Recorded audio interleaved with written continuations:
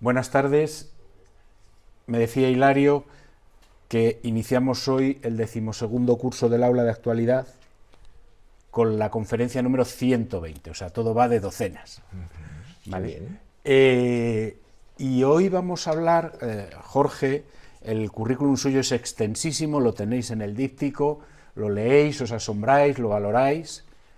Habla 11 idiomas, con lo cual si queremos insultarle hay que escoger uno que no conozca. Y Jorge ahora mismo, su ocupación por la que está hoy aquí con nosotros, es el director de la Escuela de Pensamiento Matemático Miguel de Guzmán, que es una institución de Torrelodones, que nació en Torrelodones y ha estado siempre aquí.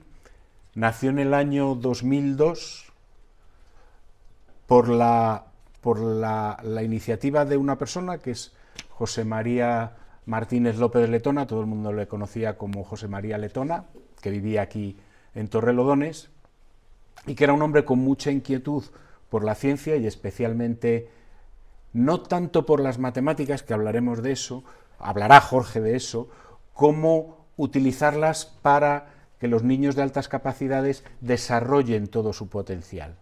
Al final, los niños de altas capacidades, había un anuncio de neumáticos hace muchos años que decía: la potencia sin control no sirve de nada. Pues los niños de altas capacidades tienen una capacidad intelectual bestial, pero hay que ayudarles a gestionarla y a manejarla porque no es sencillo. Y el sistema educativo no les ayuda. Como son listos, pues ¿qué ayuda necesitan? Bueno, pues necesitan ayuda. Y con esa inquietud, José María se puso en contacto con Miguel de Guzmán, que es el nombre de la escuela, uno de los matemáticos más brillantes de España del siglo XX, que apoyó el proyecto, que puso su nombre, pero que se murió en 2006. Y el apoyo del Ayuntamiento de Torrelodones, porque el alcalde por aquel entonces, Carlos Galbeño, José María le contó el proyecto y le dio todas las facilidades, y no es una forma de hablar, o sea, todas las facilidades fue: te dejo local, te pago todos los gastos del local y pago a los profesores. Con lo cual, la Escuela de Pensamiento Matemático Miguel de Guzmán nació siendo gratuita. Los niños no pagaban nada. Andando el tiempo, vinieron otros alcaldes, no vamos a entrar en eso, y dejaron de pagar a los profesores. Dijeron que como pagaban a los profesores querían seleccionarlos.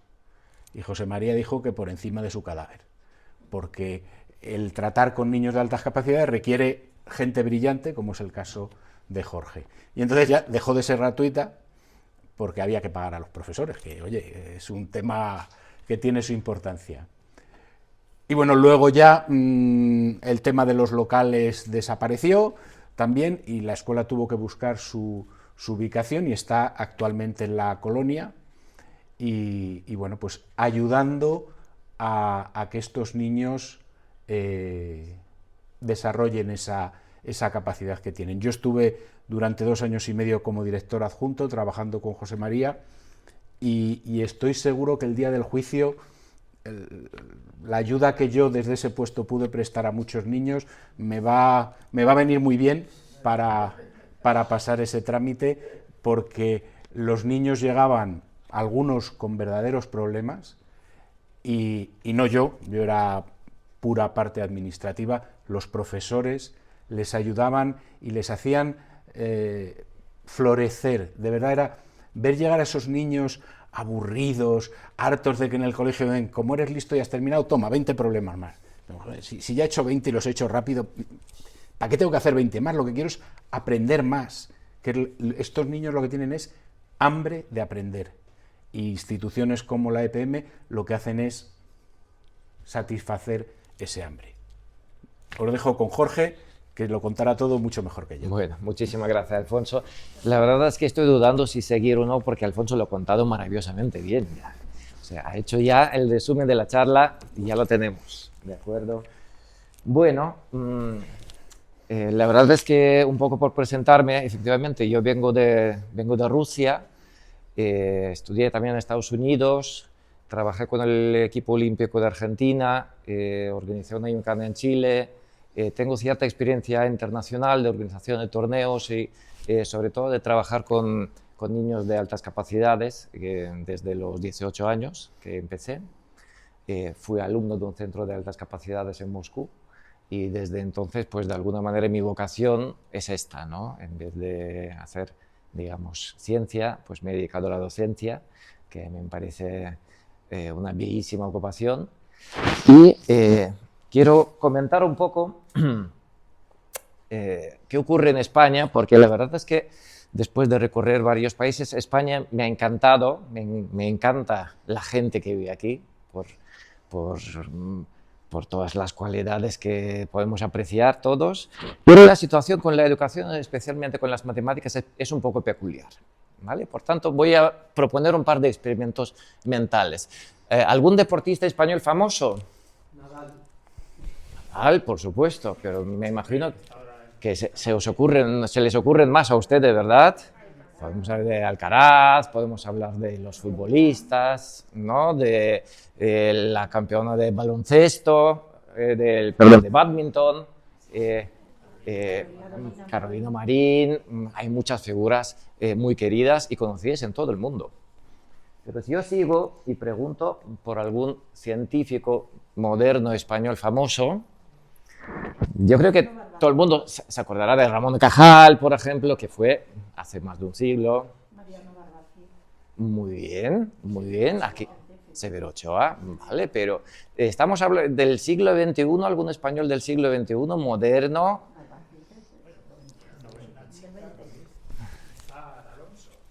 Ajá, de acuerdo, pero estos nombres les suenan a ustedes, me parece maravilloso que les suenan estos nombres. Ah, ahí lo tenemos. Sin embargo, si preguntamos a los chicos jóvenes de ahora si conocen algún científico moderno español, no dirán ningún nombre, ninguno. Les suenan los nombres de los deportistas, sin embargo, los nombres de los científicos y menos de los matemáticos. De acuerdo, vamos a hacer otro experimento. Vamos a coger a Carlos Alcaraz, que ha hecho una carrera brillante en muy poco tiempo, y vamos a suponer que a los 10 años, que ya apuntaba maneras, llega a un club de tenis y le dice el entrenador, muy bien, tú vas a jugar con los más flojitos, así aprenden de ti. De acuerdo. Carlos Alcaraz se pone a jugar con los flojitos y aprenden de él, seguramente aprenden mucho de él. ¿Cuál es el problema? Que no va a llegar a ser campeón, ni mucho menos. ¿De acuerdo? ¿Qué pasaría? O sea, si yo pienso, ¿qué le habría pasado a Carlos Alcaraz si no le hubiesen fichado, si no le hubiesen dedicado tiempo, energía y todo lo demás? De hecho, podemos leer perfectamente en su breve biografía, que se puede encontrar en internet. Alcaraz compaginó el tenis con los estudios en el instituto de secundaria, cuyo profesorado tuvo que adaptar los horarios del joven para no afectar su desarrollo deportivo. Me parece muy, muy correcto. ¿Hemos oído hablar de algún chico científico cuyos horarios han sido adaptados para no interferir en sus estudios? Yo no conozco ningún caso. Yo, desde luego, que me encanta el deporte. Yo he hecho un poco de deporte, no soy tan deportista como Carlos Alcaraz, desde luego, pero siempre me ha encantado. Pero volveré a hablar del tema, pero la importancia que se le dedica al deporte, que es enorme, para mí es absolutamente incomparable con la poquísima importancia que se le da a la ciencia, el desarrollo de la ciencia, al menos en determinados países, como puede ser, por ejemplo, Inglaterra o España. Vamos a hacer un breve resumen de la educación matemática en otros países. Si nos vamos a Asia, ¿qué es lo que encontramos? Por ejemplo, vamos a hacer un viaje a China. Entonces, en China hay liceos punteros de especialización preuniversitaria. Es decir, que cuando entran ahí alumnos brillantes, tienen muchísimas más horas, tienen profesorado dedicado, tienen un currículum especial, ¿de acuerdo? Tienen menos carga lectiva en otras asignaturas, que es parecido a lo que le hicieron a Carlos Alcaraz. Entonces les rebajan un poco las exigencias de otras asignaturas para que puedan desarrollarse en el ámbito de las matemáticas. Perfecto, nos vamos a Corea del Sur, otro líder en cuanto a las matemáticas. Tienen 4 variedades de escuelas especiales especializadas en matemáticas. Y además, en Corea del Sur es muy frecuente que los alumnos, después de terminar el instituto a las 5 y comer algo brevemente, van corriendo a academias privadas. Se calcula que entre el 70 y el 80% de los alumnos surcoreanos van después del instituto a otra academia para mejorar. Pero bueno, van porque estas academias existen. No son clases de refuerzo, aquí hay academias de refuerzo, bastantes, para ayudar a los que suspenden. Pero para fomentar a los que ya van bien, ¿cuántas academias conocemos? Yo creo que ninguna. Yo creo que ninguna. Nos vamos a Estados Unidos. Estados Unidos, la verdad es que Estados Unidos... Uy, qué raro sale. Estados Unidos, al fin y al cabo, es un país de muchos estados. En cada estado hay su legislación, sus normas, pero más o menos si vamos a lo que hay transversalmente en el país, se llaman magnet schools, escuelas de ciencias y tecnología, donde ya llegan a primero y segundo de carrera en el bachillerato. Llegan a ver las asignaturas de primero y segundo de carrera en el bachillerato, con mucha mayor carga lectiva, aceleración curricular. A los alumnos brillantes los detectan y entonces algunas asignaturas, no todas, es muy complicado que un niño sea brillante en todas las asignaturas. Sin embargo, en algunas les aceleran, les hacen planes individuales e incluso lo que existe es el doble enrollamiento cuando un alumno puede cursar a la vez, al mismo tiempo, el bachillerato y los primeros años de carrera. Entonces, al terminar el bachillerato ya tiene segundo de carrera terminado. ¿De acuerdo? Bien, rutas olímpicas, eso también existe en otros países, ¿no? Pero en general, sobre todo, lo que se practica son planes individuales. Yo recuerdo que cuando yo estudié en Estados Unidos, yo dije, yo quiero 2 horas de matemáticas todos los días, 10 horas a la semana. 1 hora de baloncesto todos los días, 5 horas a la semana. 1 hora de física, 1 hora de programación. Yo mismo me hice mi plan de estudios y luego lo seguí con lo que a mí me interesaba. Nos vamos a Rusia y encontramos que ahí hay institutos especializados, una red bastante grande, solamente en Moscú. Los mejores cubren aproximadamente a 3.000 niños. Y cuando hablo de los mejores, estoy hablando de 15 horas de matemática a la semana. Compárenlo con 4 o 5 aquí. 15 horas de matemática a la semana con un profesorado selecto, donde vemos que en una clase de 25 alumnos entran 4 o 5 profesores para trabajar con los niños de manera individual.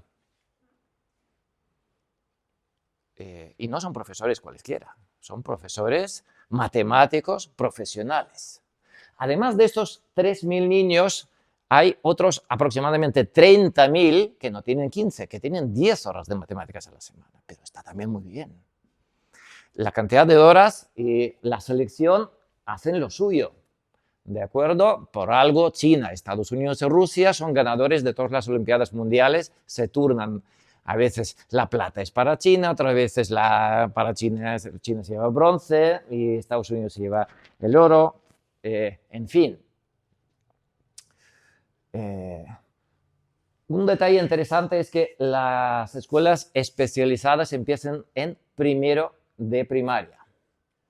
De hecho, recuerdo haber hablado con una amiga hace poco que decía, ¡qué mala madre soy! ¡Qué mala madre soy! Yo digo, ¿qué pasa? ¿Qué ocurre? Yo es que llevé a mi hijo a los cursos de preparación solamente 3 meses antes de los exámenes y otras madres lo llevaban 8 meses antes. Yo digo, ¿dónde va a entrar? ¿En qué universidad va a entrar tu hijo? Me dice, va a entrar en 4º de primaria. Bueno, yo creo que tampoco es que seas tan mala madre, pero el caso es que, para que se hagan una idea, hay unas auténticas luchas y peleas por entrar en los mejores institutos y colegios a partir de cuarto de primaria. En primero de primaria hay listas de espera en los mejores centros. Y exámenes y concursos. A mí me parece excesivo. A mí particularmente me parece excesivo. Pero esto significa que en general los padres tienen idea de que quieren que sus hijos estudien en centros buenos, de prestigio, y que salgan sabiendo las cosas bien. Lo que aquí es difícil de observar, vamos a ver algunas razones, ¿vale? Nos vamos a Finlandia. Finlandia es un país europeo. Finlandia, por ejemplo, es un país donde los pequeños no disfrutan de estos privilegios de centros especializados, pero ya vemos que a partir de secundaria ya pueden elegir, ya en primero de la ESO, pueden elegir entre matemáticas avanzadas y matemáticas más básicas. El que no quiere muchas matemáticas, pues elige 4 horas semanales. El que quiere, pues elige 10. ¿De acuerdo? Hay mucha colaboración con las universidades, muchos proyectos preuniversitarios. Finlandia trabaja mucho con proyectos reales. Vamos a ver qué ocurre con el talento matemático en España, que es lo que nos interesa. Según la Constitución española, todo el mundo tiene el derecho a la educación y a la igualdad de oportunidades. ¿Qué opinan ustedes? A mí la igualdad de oportunidades me parece magnífica. Lo que me asusta es que la igualdad de oportunidades se convierta en la igualdad de resultados. ¿Entienden a lo que me refiero? Esto es, desde mi punto de vista, es lo peor que está pasando aquí. Entonces, la Ley Orgánica de Educación, las leyes, la de 2006, la de 2020, establece que los centros deben adoptar las medidas necesarias para identificar y atender al alumnado con altas capacidades. Existe esta frase, esta coletilla existe, sin ninguna medida práctica. No hay ninguna medida práctica. No hay materiales para los profesores para que trabajen con altas capacidades. No las hay, no hay nada publicado. No hay cursos de formación para profesores que tengan que atender a alumnos de altas capacidades. La frase existe. El soporte, no.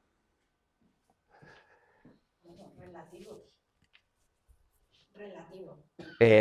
¿A qué se refiere? Son diagnósticos. Diagnósticos, sí. Y luego unas medidas con personal. Por supuesto, están los PTs, los de apoyo, psicólogos, pero un profesor de secundaria... Bueno, es otro tema que no domino tanto. A mí me interesan los chicos de altas capacidades y en la práctica aquí no se permite crear centros públicos selectivos basados en rendimiento académico.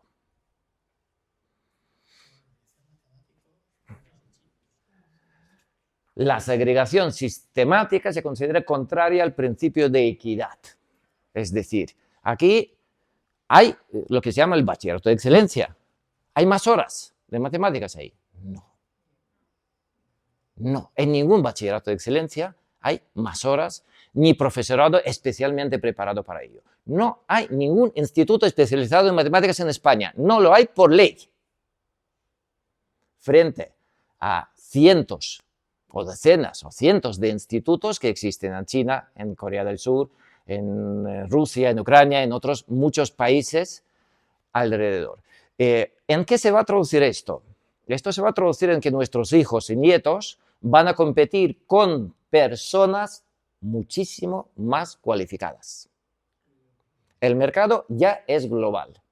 Ya sale más rentable contratar a un programador, un informático de la India que un informático nacional.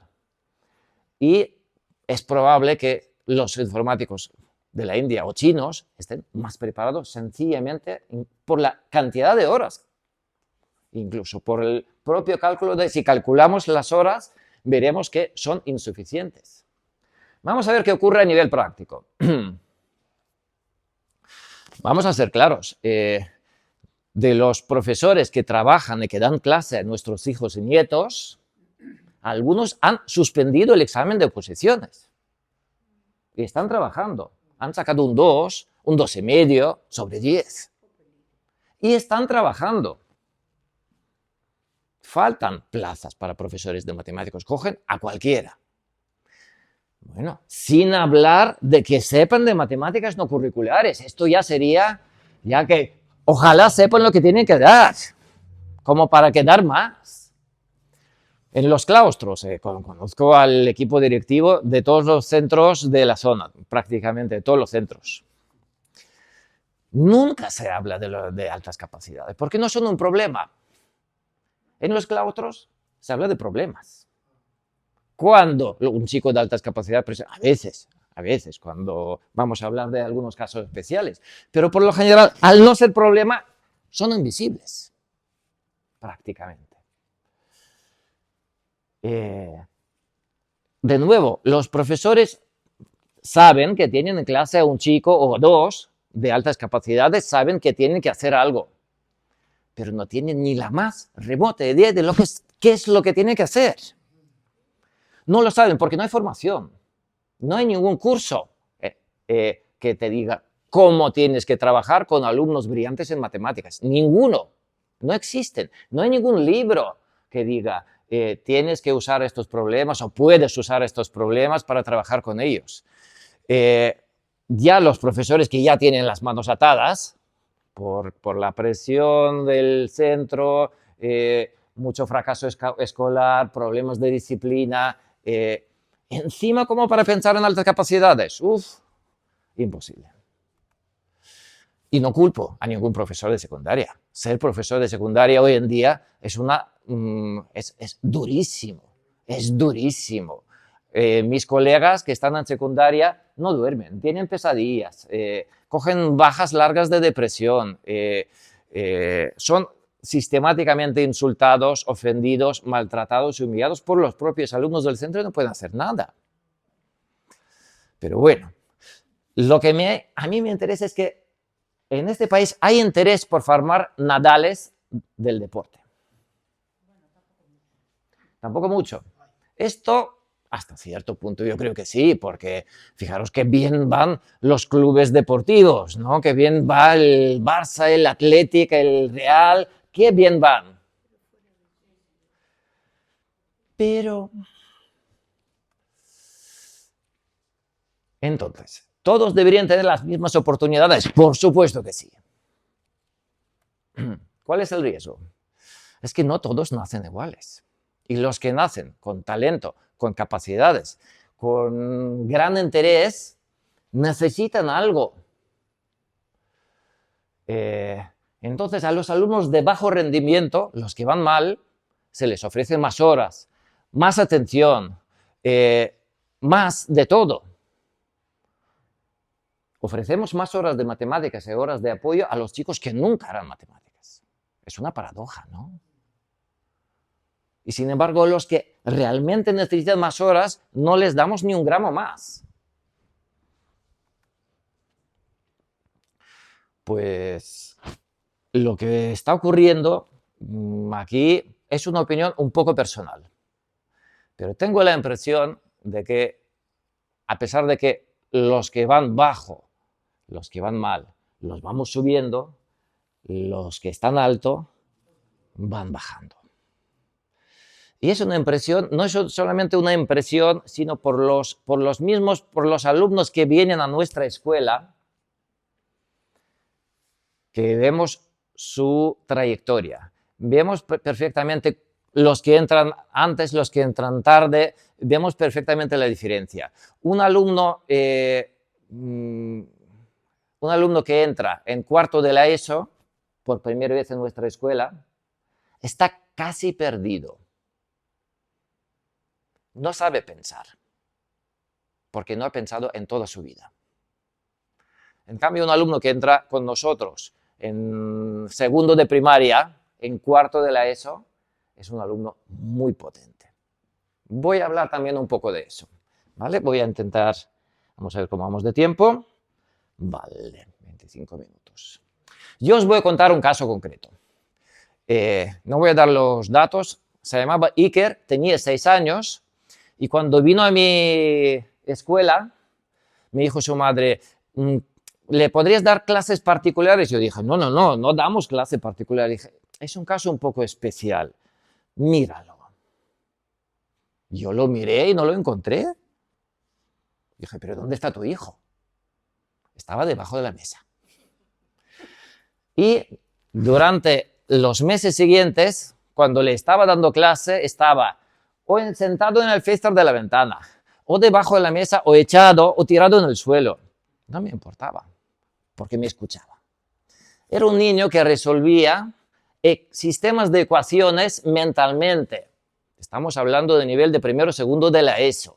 El niño tenía 6 años. Sacaba raíces cuadradas mentalmente, le decía, raíz de 441, él decía 21, sin pensarlo. El niño tenía mucho talento. Estuvimos un año. Volví a verle 6 años más tarde cuando me llamó su madre y me dijo que está a punto de suspender el examen de sexto de primaria. Yo le dije, es imposible. Este niño ya podía hacer el examen de sexto de primaria cuando tenía 6 años. ¿Qué le ha pasado? Aburrimiento, desmotivación, desinterés. El niño dejó de estudiar, dejó de pensar. En clase, como se aburría y se movía mucho, empezaron a darle ansiolíticos, medicinas, empastillarle. Es un caso que todavía ahora me dan ganas de llorar cuando lo cuento. Me dan ganas de llorar. Hemos perdido a alguien que podría llegar a ser un genio si se le hubiese dedicado tiempo, energía, etcétera, etcétera, etcétera, ¿no? Bueno, además del destino del propio chico. De hecho, sabemos que 1 de cada 3 niños de altas capacidades es fracaso escolar. ¿Cómo es posible? ¿Cómo ocurre? Bueno, ya sabemos cómo ocurre, ¿no? Un niño entra en clase y empieza a hacer preguntas. Tú, te callas. Resuelve un problema de matemáticas a su manera. No quiero esta solución. Quiero que me copies a mí, quiero que copies la mía. El profesor formula un problema, el niño instantáneamente lo resuelve en la mente y le da la respuesta. No, esto no me vale, tienes que apuntarlo. El niño tiene muy mala letra, por supuesto, es de altas capacidades, no le gusta escribir, no lo va a hacer. No va a hacer ninguna de estas cosas. Se va a ir desmotivando y terminará dejando de estudiar. 1 de cada 3. Esto ocurre aquí. Si yo pregunto qué son las matemáticas, hemos dado 15 cursos de formación a profesores. Y siempre preguntamos, cuando terminen las clases, ¿qué quieres que hayan aprendido tus alumnos? Y todo el mundo dice lo mismo. Quiero que sepan razonar, quiero que sepan pensar, quiero que sepan resolver problemas por su cuenta. Y luego le preguntamos, ¿qué les enseñáis? Decimos, bueno, multiplicaciones, sumas, restas. Nada que ver. Nada que ver. Las matemáticas son muchísimas cosas. Para mí, sobre todo, es la capacidad de razonar, argumentar y demostrar. También la capacidad numérica. También la capacidad de resolver retos novedosos. Es un juego simbólico, son universos de objetos matemáticos, hay una rata, con propiedades espectaculares que podemos estudiar. No es como el trabajo de un entomólogo que entra en una jungla y empieza a encontrar bichos, los analiza, los clasifica. Los matemáticos igual. Es un campo absolutamente fascinante. Pero tengo que decir que estas matemáticas en España no se enseñan. No es que se enseñen poco, sino que se enseña otra cosa. Toda primaria es cálculo. Es cálculo y más cálculo. Alguien lo ha calculado, de hecho. El 95% de lo que se hace en primaria es calcular. ¿Qué se aprende en segundo? Multiplicar, la tabla de multiplicar. En tercero, multiplicar números de 2 cifras. En cuarto, multiplicar números de 3 y 4 cifras. En quinto, multiplicar números de más de 4 cifras. ¿Qué sentido tiene? ¿Qué sentido tiene? En una multiplicación de 2 números de 3 cifras hay unas 50 operaciones. ¿Cuál es la probabilidad de que el niño se equivoque en una de ellas? Pues cualquier adulto se va a equivocar. Hay muchísimas multiplicaciones, sumas, hay que mover, girar, sumar, llevadas. Pues si un niño comete un error, ya le bajan la nota. Otro error, bajada la nota. Otro error, bajada la nota. A lo mejor el niño lo hace casi todo perfecto, pero saca un 0. ¿Y qué dice el niño o la niña? Dice, pues no quiero seguir estudiando. Si yo me esfuerzo, trabajo, lo hago casi todo bien, pero ese casi se convierte en un 0, porque en una de estas múltiples operaciones me equivoco. Entonces, se calcula, estos son datos oficiales, el 60% de los niños aquí en España al terminar primaria odian las matemáticas. Pero odian algo que no han visto en la vida. Han visto mucho cálculo. El cálculo, yo odio el cálculo, hasta cierto punto. Si me ponen a calcular todos los días, yo termino odiándolo. Porque no soy una calculadora, ni quiero serlo. ¿Ustedes quieren ser calculadoras? Yo creo que no. No. Por suerte han tenido una formación distinta, porque antiguamente se enseñaba de otra manera. ¿Qué ocurre en secundaria y bachillerato? Pues explican qué es lo que tienes que hacer, un algoritmo, paso 1, paso 2, paso 3, paso 4, y lo repites como un lorito. ¿Dónde hay matemáticas ahí? ¿Dónde? No las hay. No las hay. Yo puedo poner un ejemplo muy concreto. Yo también trabajo aquí cerquita en la Universidad de Tecnología, Arte y Diseño, UTAD. Es una universidad privada, buena, puntera en videojuegos, en diseño, animación. También tienen doble grado de matemáticas e ingeniería de software, donde doy clase. Los alumnos son buenos, trabajadores, pero ninguno de ellos sabe resolver problemas. Ninguno. Ninguno de ellos sabe demostrar un teorema. Ninguno. Ninguno. Lo que hago yo en nuestra escuela con chicos de 13, 14 años, ninguno de mis alumnos de cuarto de carrera es capaz de repetir. ¿Por qué? Porque nadie jamás les ha enseñado a pensar. Y esto es lo triste. Nadie les ha enseñado el pensamiento crítico. Yo cada semana les pongo una demostración incorrecta o un cálculo incorrecto a mis alumnos. Y no son capaces de ver el error. Se lo comen, se lo tragan. Digo, chicos, pero acabamos de demostrar una barbaridad. Acabamos de demostrar que 1 es igual a 0. No les importa. Lo han copiado, han cogido sus apuntes y pueden incluso repetírmelo en el examen, tal cual. ¿Dónde está el pensamiento crítico? No está. No existe, porque jamás se les ha enseñado. Es triste, pero es así. Una distinción importante. Yo distingo muchísimo. ¿Ustedes tienen algún familiar de altas capacidades? Hijo, nieto. Bueno, pues y todos en general distinguimos muchísimo entre niños de altas capacidades y niños con talento matemático. Hoy en día, las altas capacidades están apareciendo como setas.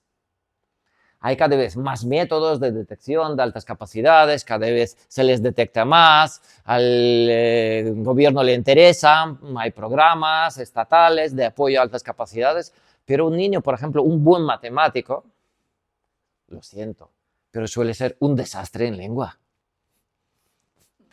Un buen matemático, a lo mejor la asignatura de historia le da mucho miedo. porque no es lo suyo. Un buen matemático es difícil que sea bueno en todo.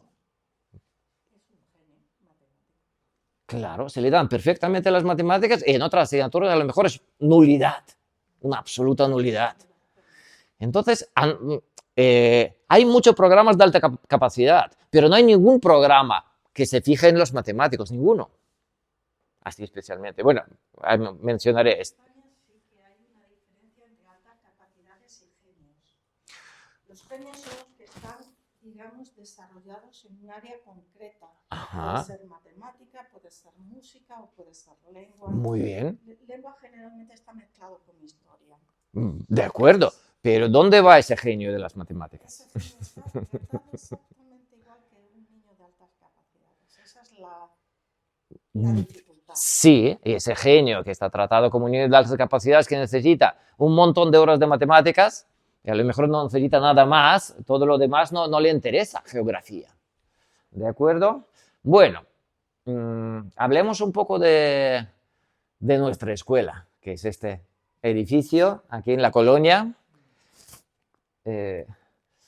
¿Cuál es nuestra misión? Pues nuestra misión es desarrollar la mente crítica, el pensamiento autónomo por encima de todo.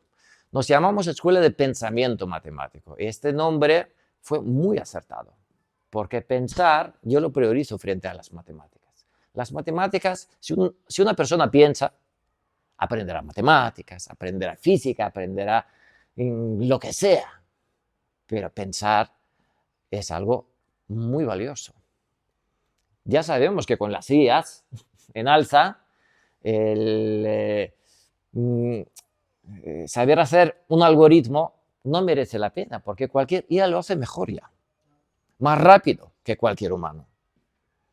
Sin embargo, pensar todavía las máquinas no saben hacerlo, por mucho que digan que vamos a llegar en el año 2030 o en 2040 o en 2050, vamos a llegar al pensamiento. Pensar todavía no saben. Y dudo que aprendan a hacerlo muy bien.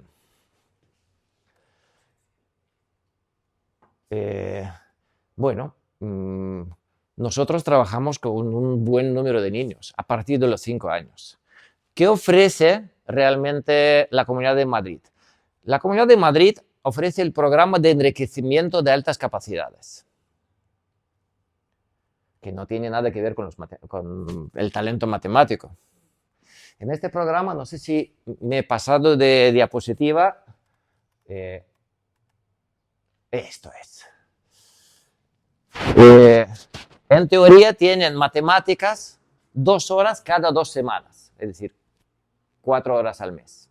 Pero entre los festivos, entre que terminan tarde, dan un total a lo mejor de 10 sesiones al año, impartidos ¿por quiénes? Ojo, por los mismos funcionarios de carrera que han suspendido las oposiciones, que no tienen nada que ver con el mundo de las matemáticas. A lo mejor no han suspendido, a lo mejor son buenos en su área, pero de matemáticas, de verdad, la mayoría no sabe nada. Cuando entrevistamos a profesores, porque de vez en cuando necesitamos contratar a profesores nuevos, solamente consideramos alumnos, o sea, personas que hayan hecho el grado en matemáticas. Y estas personas con el grado de matemáticas hecho no saben resolver ninguno de los problemas que resuelven nuestros alumnos, tal cual. No saben. No saben, cometen unos errores que son una barbaridad. Esto, ¿qué muestra? Que no saben pensar, lo lamento. Lo bueno en la Comunidad de Madrid es el programa Estalmat, Estimulación de Talento Matemático. Pero son 20 niños de toda la comunidad, a veces 25. Pero 25 de toda la comunidad es poca cosa. Y de nuevo vemos que son clases magistrales, los niños sentados tomando apuntes, el profesor contando. Son dinámicas que no favorecen ni el pensamiento, ni el razonamiento, ni el pensamiento crítico. Nosotros lo que buscamos es que hagan descubrimientos. Hacemos experimentos. Doblamos folios, los perforamos, recortamos, vemos qué ocurre, pegamos, cortamos, lanzamos bolas por distintas curvas, hacemos experimentos de probabilidad, lanzamos monedas, palillos encima de folios, hacemos mucha matemática experimental en la que ven y observan. Pero incluso si no es experimental, está basada en descubrimientos propios. Para mí, yo creo que lo más valioso es que intentamos enseñar las heurísticas, las maneras de descubrir las cosas. Imagínense que desembarcan en una costa rocosa y hay niebla. ¿Dónde van? Pues a lo mejor se quedan ahí, porque no se ve nada. La niebla es espesa, las olas son altas y fuertes. ¿Qué hacemos? Nosotros enseñamos a orientarse en estas situaciones adversas, a buscar senderos, a disipar un poco la niebla, procedimientos, ideas que podemos hacer. Primero, acotar un área segura, buscar alrededor, buscar cerquita, ver algunos caminos que les suenan de otros desembarcos, de otras veces que han estado con la niebla espesa alrededor y han conseguido disiparla. Es un trabajo lindo, es un trabajo muy diferente. Así como para poner un ejemplo, ¿no? Podemos hacer que los niños pequeños sumen una y otra y otra y otra y otra vez, sin ninguna motivación, sencillamente porque el profesor o la profesora lo quiere. Pero podemos ponerles un reto. Un reto es otra cosa muy distinta, porque tienen que conseguir un objetivo.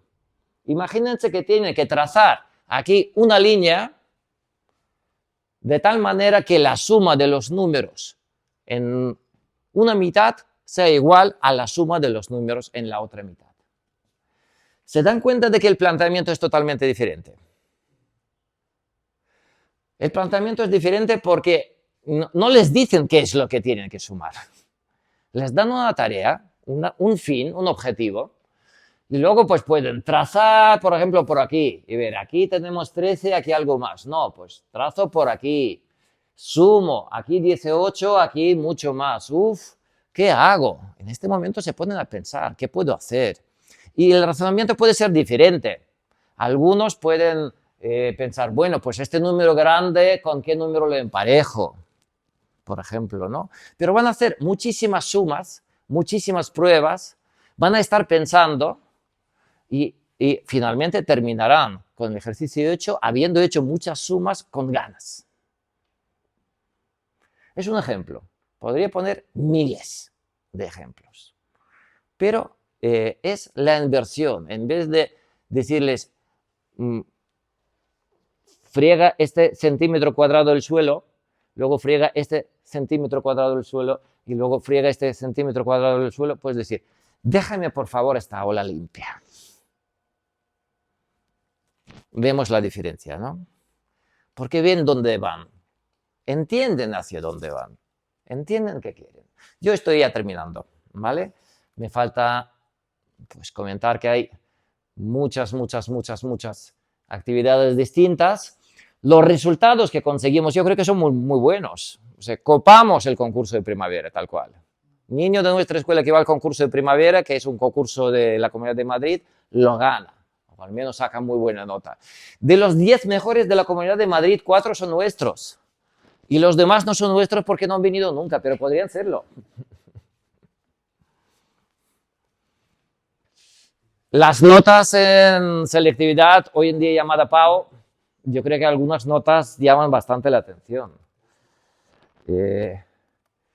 Entonces, dejo esta diapositiva con el proyecto educativo, por si alguien quiere leerla, pero básicamente he terminado.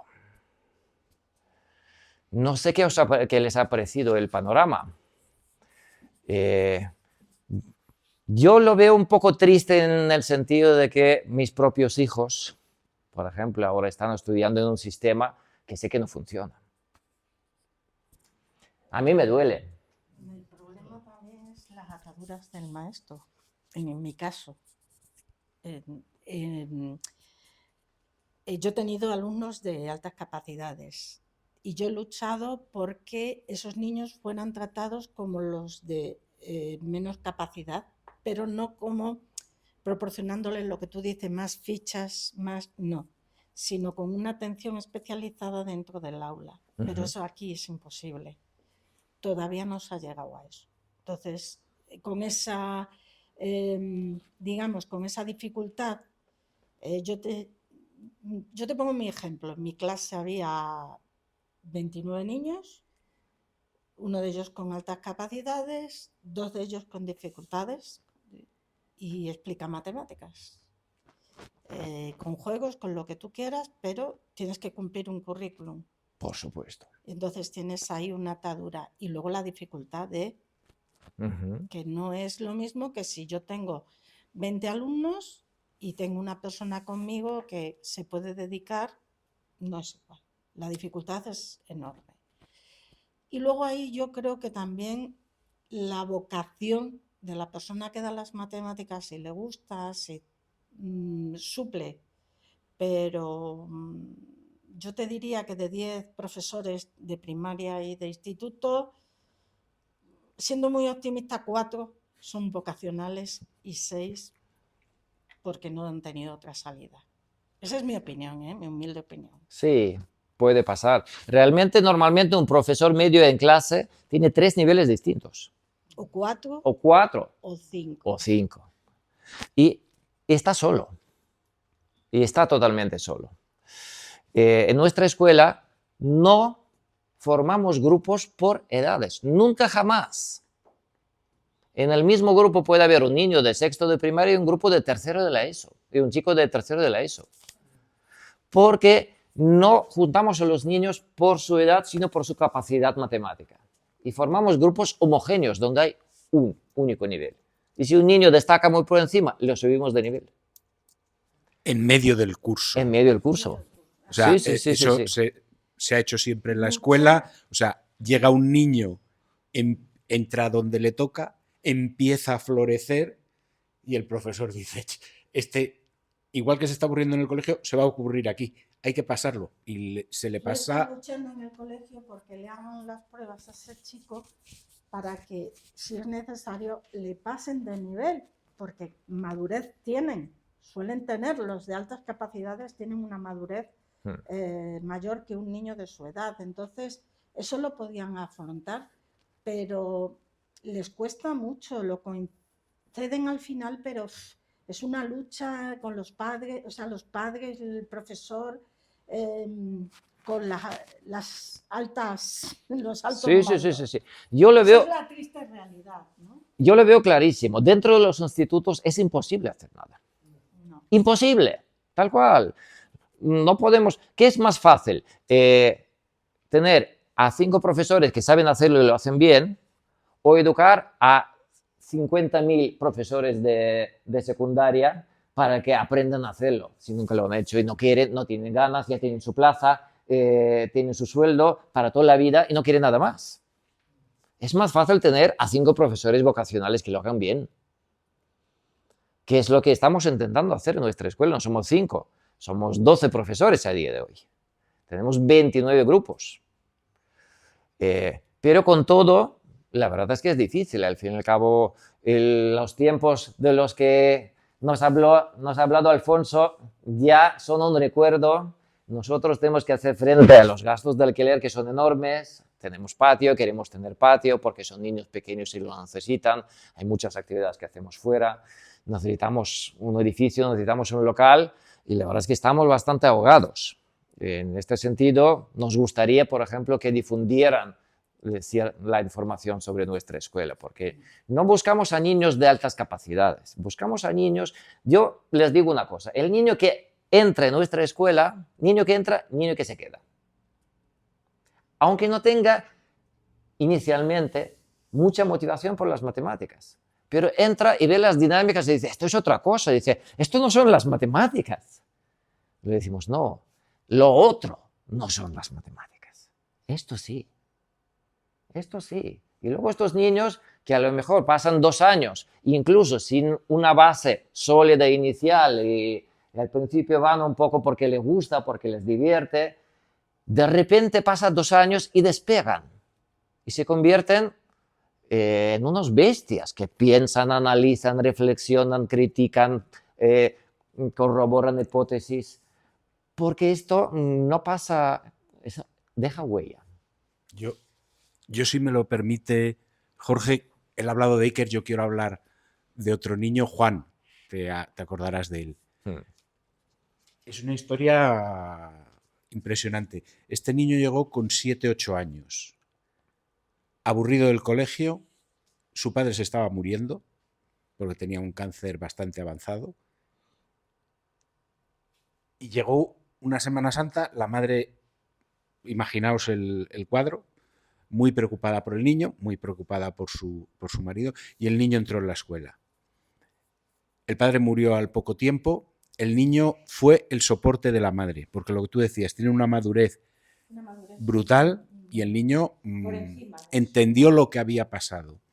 Ese niño fue mejorando, cambió de centro, conseguimos que el centro verdaderamente se implicara. Ha promocionado 2 veces, es decir, ha saltado dos cursos, saca unas notas brutales. Acabando primero de bachillerato ya hay 2 o 3 universidades americanas detrás de él. Es decir, ahí se ha generado un talento.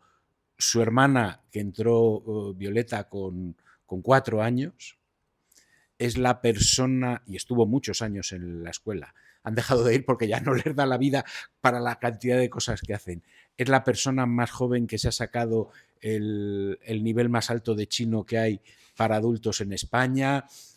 También ha promocionado un par de cursos. O sea, y todo eso es con lo que allí han podido trabajar, con lo que allí han podido desarrollar su talento, de ser niños en grave riesgo de fracaso escolar a ser talentos brillantes. Yo de Juan espero muchas cosas y luego me permitirás, porque además, bueno, estamos en una actividad que genera la parroquia, estos 2 hermanos, ellos solitos, llegaron a la conclusión de que querían bautizarse y recibir la comunión. Sin fiesta. Sin fiesta.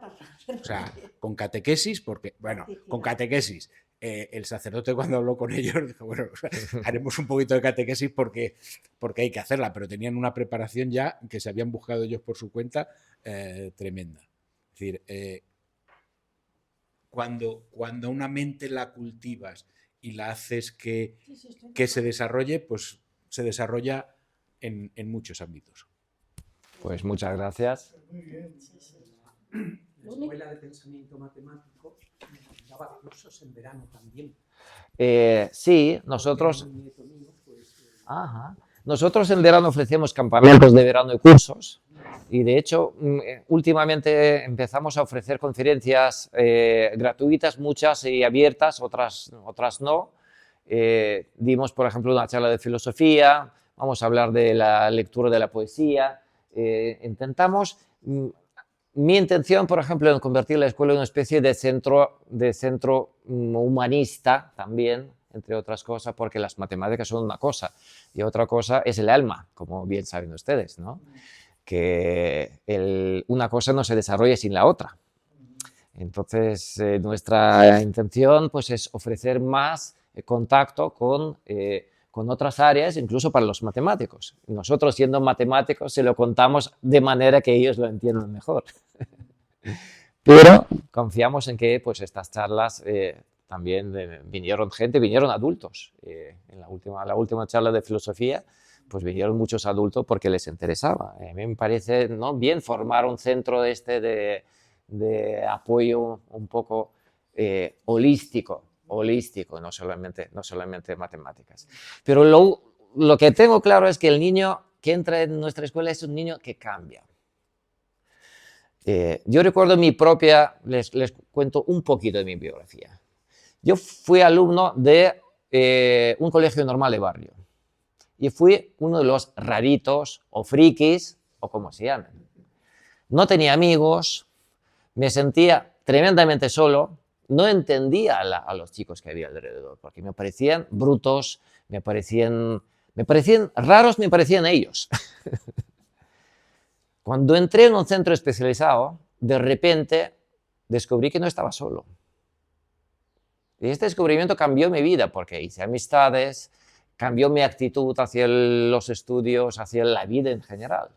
Y es lo que encuentran niños ahí. Los niños que buscan más, muchas veces no encuentran amistades en sus centros, pero ahí sí. Ahí se juntan y ven que no están solos. Aquí, como hay mayoría de abuelos, pues el abuelo puede ser el mejor prescriptor para un niño, porque lo que decimos los padres vale lo que vale, pero cuidado, que lo que recomienda un abuelo, eso ya son palabras mayores.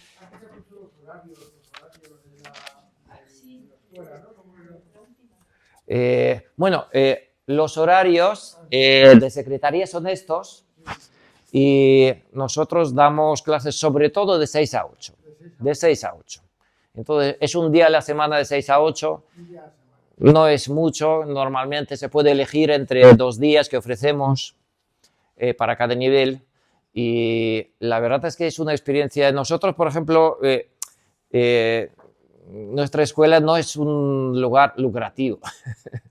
Nadie pretende hacerse millonario con este proyecto. No hay ninguna organización que pretenda enriquecerse a costa de otros. Pero sí nos interesa mucho la difusión. Nos interesa que difundan este proyecto porque es un proyecto bonito, es un proyecto único en toda España, tal cual. Hay 17 en Inglaterra, 1 en España, nosotros. ¿Cuánto le puede costar a una familia que un niño se forme en vuestra escuela? ¿Cuánto puede costar? Es una buena pregunta. Ya de entrada, la palabra mágica es que ningún niño deja de entrar por cuestiones económicas. Es decir, que se respeta la situación económica de cada familia. Pero la mensualidad son 120 euros a día de hoy. 120 euros por 8 horas de clase, que es más caro que una academia cualquiera, pero hay que entender que estamos detrás, tenemos pues todos los equipos, todos... Eso fue voluntad del fundador cuando, bueno, en esa primera etapa de pago, que solo había que pagar a los profesores, las cuotas eran muy reducidas, pero cuando ya hubo que ir a una instalación propia, alquiler, calefacción y todo este tipo de cosas, la instrucción que dio José María en aquel momento fue: si un niño bueno hace las pruebas, que pague lo que pueda, pero que no deje de venir. Y eso se mantiene. El espíritu es este y se mantiene. Hay una prueba, pero no es una prueba de descarte. Es una prueba para definir el nivel. Porque como no nivelamos por edad, nivelamos por sus capacidades. Entonces hay una prueba inicial. Y hay una clase de prueba gratuita. Otra cosa, los cursos de verano, ¿en qué periodo son, por favor? Los cursos de verano son la última semana de junio y todo el mes de julio. Pero también organizamos, ahora en Navidades va a haber un campamento, que serán 3 o 4 días durante las Navidades. En Semana Santa hacemos campamentos y cursos también. Entonces, aunque no, los fines de semana constantemente hay charlas, algunas gratuitas, otras pues a lo mejor de pago, pero tampoco cuestan mucho, ¿no? Hay mucha disponibilidad y hay mucha oferta educativa. ¿Y el horario de verano, que es la mañana? Los campamentos de verano depende del nivel, pero normalmente es de 10 a 5 o ampliado de 9 a 6. Es decir, los padres pueden seguir trabajando, dejan al niño a las 9, lo recogen a las 6. El niño se pasa todo el día con nosotros. El criterio para admitir un alumno es, puedo hablar fuerte, es el interés por las matemáticas, independientemente de que sea de alta capacidad. ¿O no? Efectivamente. El interés por las matemáticas. Efectivamente. De hecho, niños detectados de altas capacidades tenemos un 10%. El 90% no están detectados de altas capacidades. Entre ellos, a lo mejor un tercio son chicos muy buenos, muy potentes, Pero otros a lo mejor no llegan a este nivel tan potente, no llegan a ser ganadores de Olimpiadas. Pero aprenden a pensar, que es algo que yo valoro por encima de cualquier conocimiento y por encima de cualquier nota académica. ¿Más preguntas? Sí, por favor. Una curiosidad. ¿Por qué cuando hablamos de altas capacidades solo hablamos de matemáticas? No, precisamente. ¿Altas capacidades en literatura? No, precisamente cuando hablamos de altas capacidades hablamos de pruebas genéricas que incluyen capacidad verbal, capacidad deductiva, capacidad visión espacial. Son pruebas múltiples. Y estas pruebas detectan a niños que van bien, pero muchas veces también se equivocan. Son pruebas al fin y al cabo, ¿no? Nosotros cuando viene un niño, si viene desganado, desmotivado, lo detectamos, se lo decimos a los padres, le decimos, lo sentimos, queremos que este niño no venga aquí, porque el niño no quiere. Nunca vienen a la fuerza. Bueno, hemos tenido 2 casos en los últimos 5 años de niños que desapuntaron porque lo querían, porque querían desapuntarse. Los demás se desapuntan. ¿Saben cuál es el motivo mayoritario? ¿Por qué se desapuntan los niños? Porque tienen muchas actividades. Deporte. Sí, te lo digo yo. Porque tienen muchas actividades. Les coincide con una actividad deportiva y lo desapuntan. Así vamos de bien de ciencias. Así va a haber investigación de cáncer. Así va de bien la investigación de cáncer, otras enfermedades, porque no... Hay que tener esperanza. Sí. Pero esta gente que investiga necesita saber pensar. Y la época. ¿Qué quiere decir con la época? Gente que sepa pensar, que hay poca gente que sepa pensar. Pues que digo que el sistema educativo no lo promueve. En absoluto. Porque no les interesa quizás. Claro, porque lo que les interesa es un cerebro plano. Yo les digo, ustedes no se imaginan lo que ha empeorado la educación en los últimos 50 años. Bueno, yo diría que en los últimos... Y los últimos 10, muchísimo. Los últimos 10, un bajón tremendo. Tremendo.